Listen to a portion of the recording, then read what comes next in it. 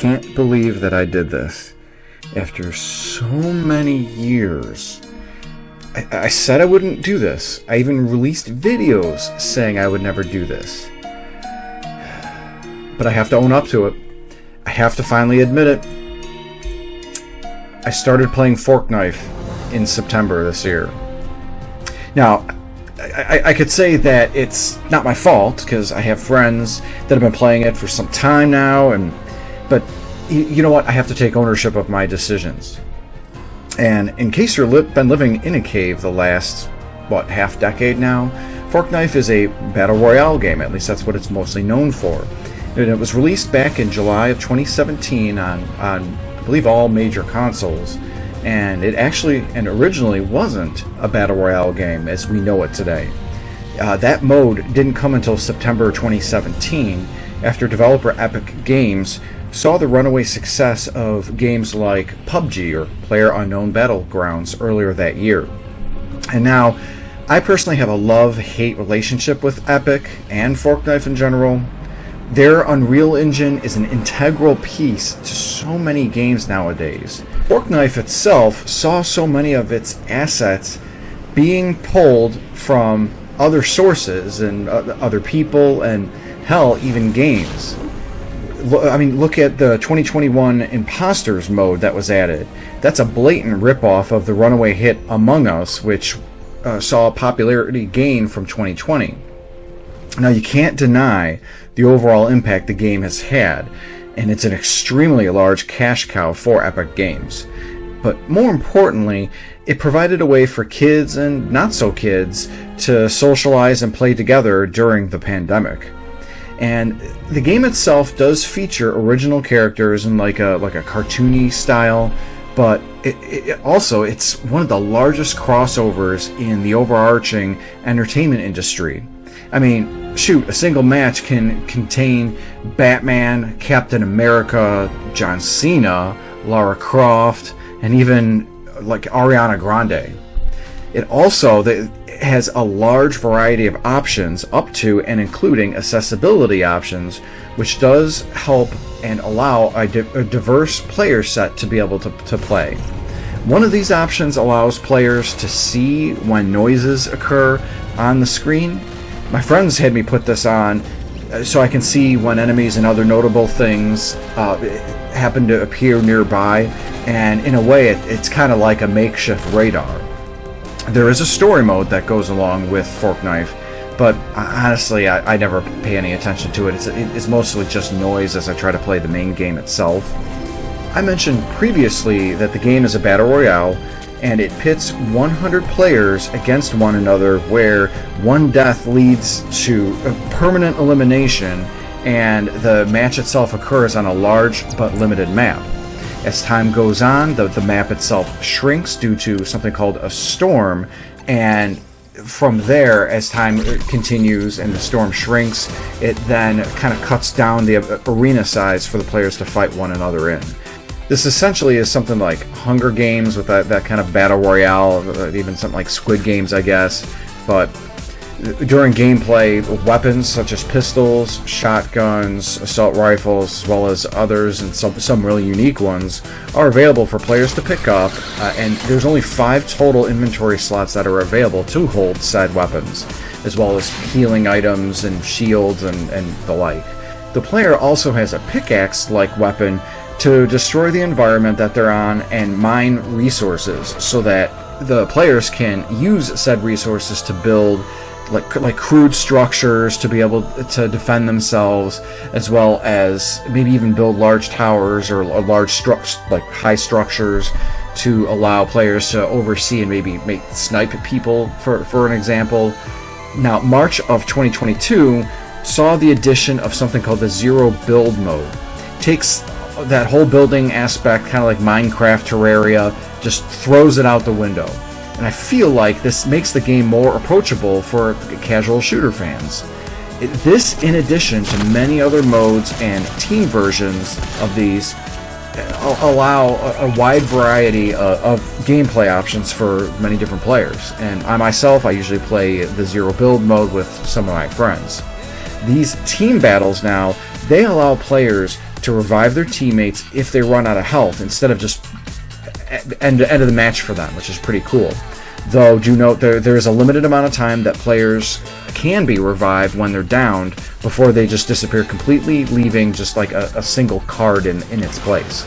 And even that card itself can disappear after some time. Now, the teammates that are alive, they can take that card to something called a reboot van, and there's only a select few of these on a large map. And by running the reboot van, makes a really loud noise that can catch enemy players' attention. Now, that's a detailed explanation for how ForkNife, kind of their history and how it runs, but how well does it play? Now, considering all of the bandwidth needed to connect 100 players on a single match, along with thousands upon thousands of these going on at one single time, I feel like the game itself runs pretty well. Now, there are some lag issues and maybe a couple bugs. The latter, especially after critical game updates or game changes, but honestly, I felt that it was pretty smooth sailing, all things considered. At the beginning of December 2022, there was a large season or chapter or whatever the hell they call it, change that saw the map just completely change. There was a live event that took place right before the servers went down, before said implementation of the update. I myself found the live event pretty boring, especially since I don't care about the story. But exploring the new map once the update was done that was a lot of fun. And the update only took about 12 hours, which is pretty impressive because I've heard from my friends that these updates have taken up to and including 24 to 48 hours to complete. Now, with this update, Epic had updated the engine for ForkNife from Unreal Engine 4 to Unreal Engine 5.1. I play on the PS5, and with this change, I just kind of noticed a little bit of a better lighting, and honestly, that was kind of it. The gameplay before that, under Unreal Engine 4, was already pretty smooth, so there really wasn't a difference I saw there. The graphics itself had that cartoony aesthetic, so again, no real change. But it's really cool to know that Unreal Engine 5, which is Epic's real go-to gameplay engine, is now being implemented in their own game. And I was overall pleasantly surprised with how well the gameplay and gunfighting is. And most weapons have a nice variety of impact, with each being useful for a number of situations, and all of them feature heavier damage when successfully nailing headshots. So are you in close quarters? Well, pull up the shotgun and aim for your enemy's head. Are you out in the distance? Pull out the sniper rifle or assault weapon known as a DMR to try and get pot shots as enemies are running by.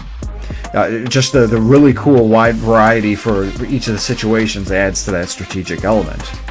Now, I had just finished Uncharted 4 for the PS5. While that is the better game regarding music, graphics, story, character development, and hell, pretty much everything else, honestly, I feel ForkNife has the better gameplay specifically regarding fighting enemies. Controls for ForkNife are quite intuitive as well. For shooter, the game doesn't really weigh the player down with any more controls than are absolutely necessary.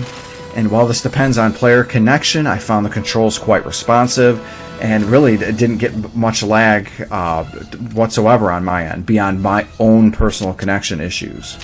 I also did try the game on the Nintendo Switch, and honestly, that was the worst experience due to slow load times, low graphic fidelity, and I did get more lag with the Switch from time to time than I did with the PS5.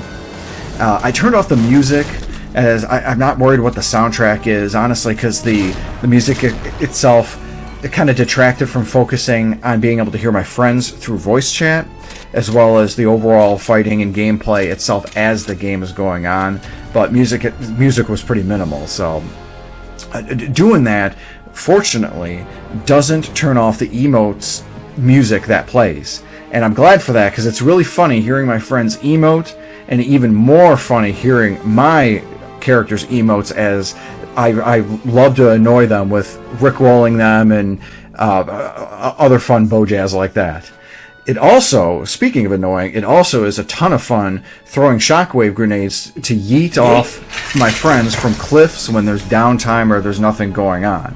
Hell, not everything is a battle, as there is strategy to be had in acquiring more weapons and ammo or waiting out enemies. And to that latter effect, just kind of sitting there and doing nothing when there's nothing going on, you gotta have some fun. You gotta have some spice in life.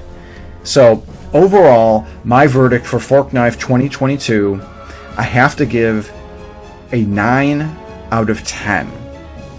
Now, that's way higher than what I thought I would ever give this experience, but I have to call the game when I see it. It has absolutely fantastic gameplay, great voice chat and cross-platform support, surprisingly great strength in the games themselves, and there's additional fun to be had with the variety of skins and emotes available from the in-game lore and overall pop culture lexicon. Overall, I would say I broadened my horizons in the last 3 years, playing a whole bunch of games and series that I never would have played. And that includes games like Pokemon, several Sega Genesis games, and obviously here, ForkNife itself. Doing so has allowed me to enjoy and play games that I never thought I would like. And there's a life lesson here somewhere in that, but you know what? I'll leave that up to you to figure that out. Now, let me know what your thoughts are on ForkNife in the comments section below. And please like, subscribe, and ring that bell for more notifications. And as always, thank you for watching and have a great day.